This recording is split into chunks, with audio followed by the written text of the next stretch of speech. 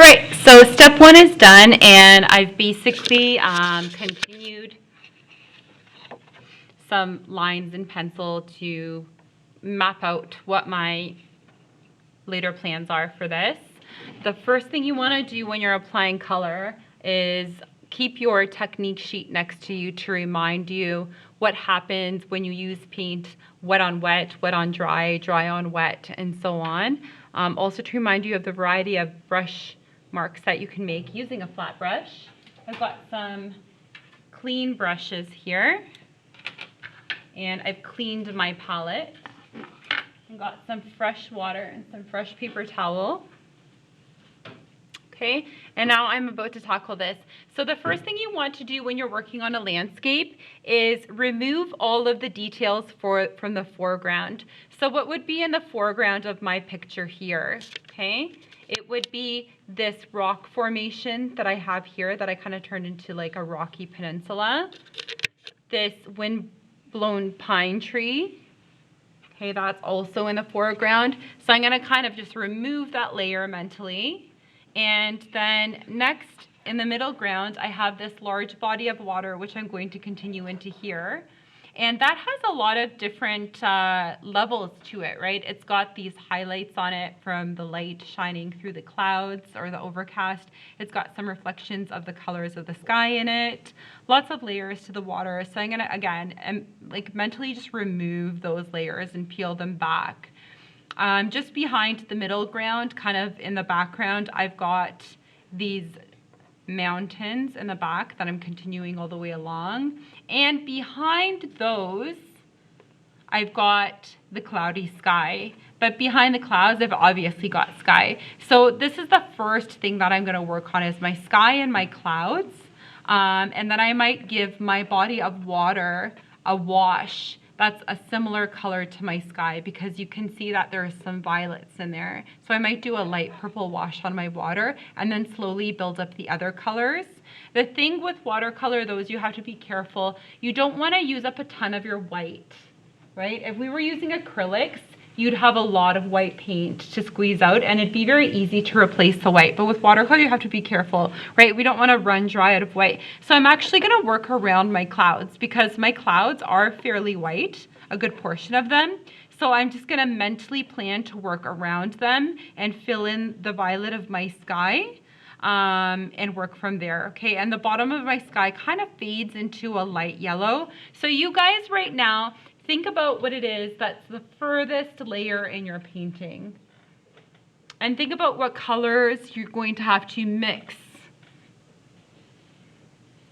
Okay, you might even want to leave a small piece of watercolor paper next to you, or even just use the back side of your watercolor techniques to test out your paints while you're mixing them and moving along, okay? So again, at this point, just relax and go for it. You want to block in the most background part of your painting, which again is most likely your sky, even behind your clouds. And whether you have land here, you might do like a light green wash. You might be doing a wash that goes with whatever scene is captured in your painting that you're referencing, okay? So I'm going to go ahead and use my color mixing. Another thing that you want to keep near you is your color wheel that we did last week, just to reference what watercolors look like when they're mixed together, because you might need to recreate some of these colors. And also remember that you can tint, tone, and shade the colors, right, by adding whites, grays, and blacks to them, okay? But this is kind of when, this is ideal for when you have a color that's straight out of the tube that works and all it needs to be is toned down or dark down. Sometimes though you need to actually create the earth tones by mixing your complementary colors. Okay, so don't forget to keep all of those close by so that you can create those nice mahoganies and chocolate browns and teak colors and so on, and rust colors as you need them.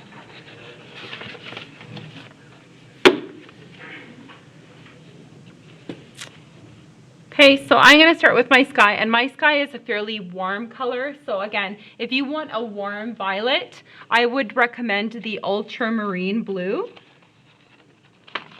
The ultramarine has more of a warm tone to it, meaning it pulls more on a blue that would sit in here, okay, crawling towards the red side of the color wheel.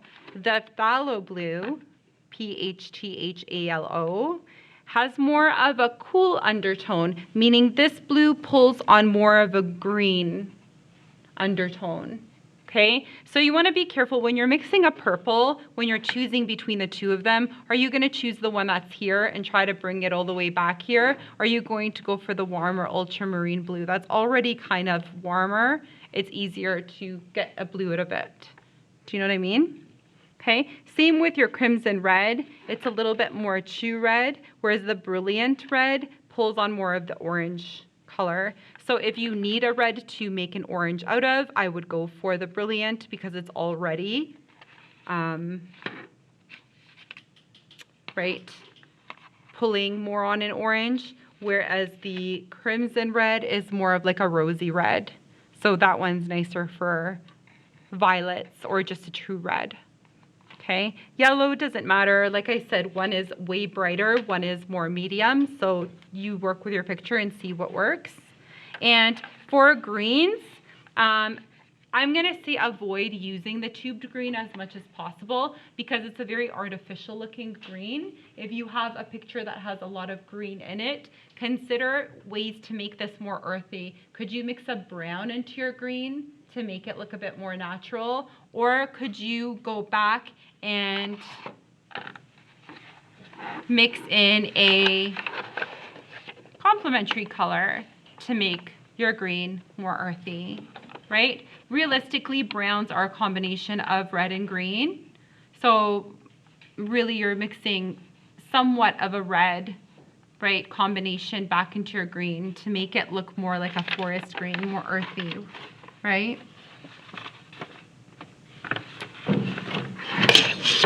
Here's a nice example here. Okay, so avoid that kind of artificial, manufactured, you know, perfect looking green and go for more neutral colors when you're working with your trees.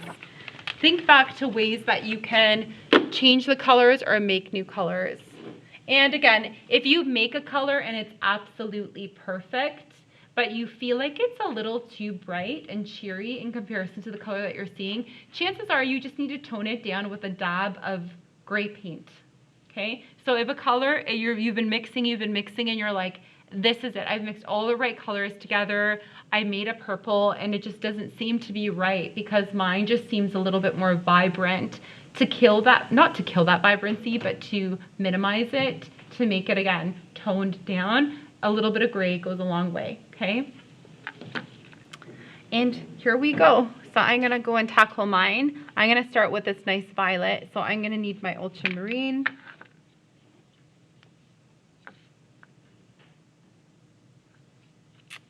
And some crimson color.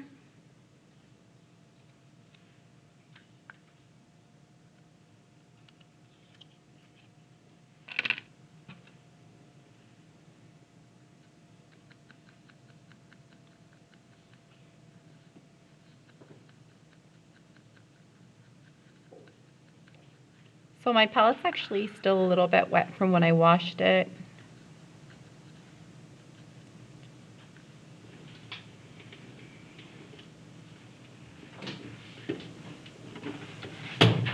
Okay, and I'm just going to grab another sheet and keep it close by where I can kind of test out what I've got here. Okay, so I've got a really saturated purple here, and the purple that's in this is a lot lighter. So I'm going to have to add some white to it to tint it.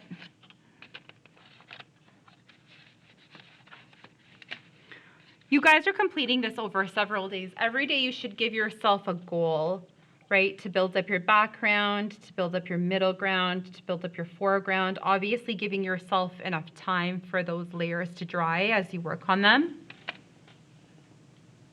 But the whole week is basically a studio week, so it shouldn't be a problem. Okay, so I'm just slowly adding some white in, seeing what difference it makes as I tint my sky color. If I feel like it's too light now, I might have to dull it down, maybe with some gray. I've already got white in here, so maybe just a tiny, tiny touch of black. Be careful with the black, because the black tends to dull really quickly. So always kind of, if you want to add some black, put it in a separate space and then kind of slowly carry it in with your brush. Okay, and maybe it's not absolutely perfect, but you want it to be as close as possible.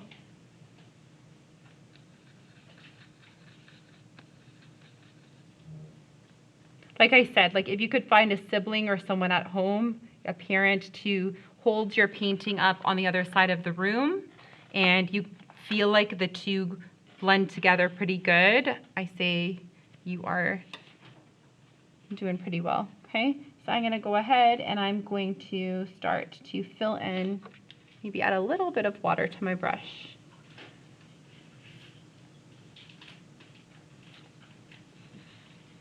I'm, again, working around my clouds because I don't want to waste white bringing my clouds back after, so I'm choosing to work around them. But if you're doing a really light wash for your sky, chances are you can still bring back your clouds once the sky is dry. Or again, using dry paint on a wet sky works as well.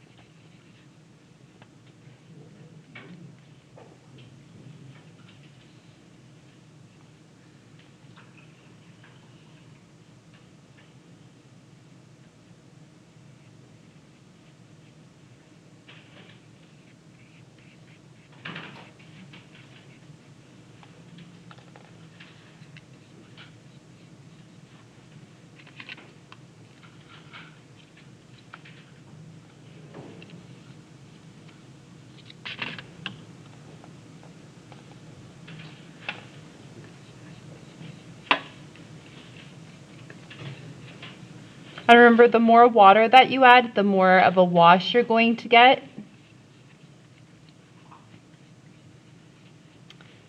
And the less water you get, the more opaque of a color you're going to get.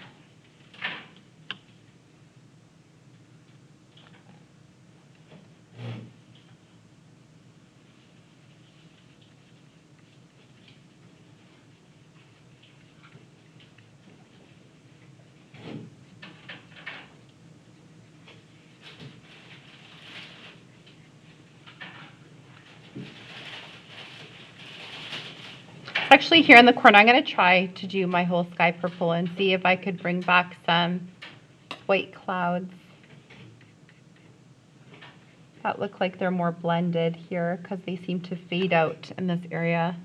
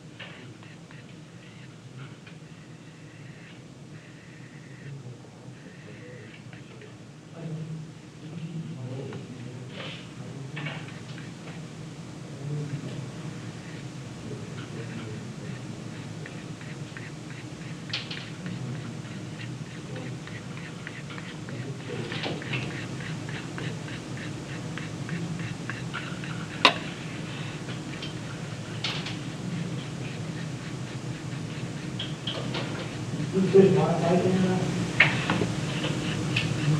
You modify the click to area. You could modify?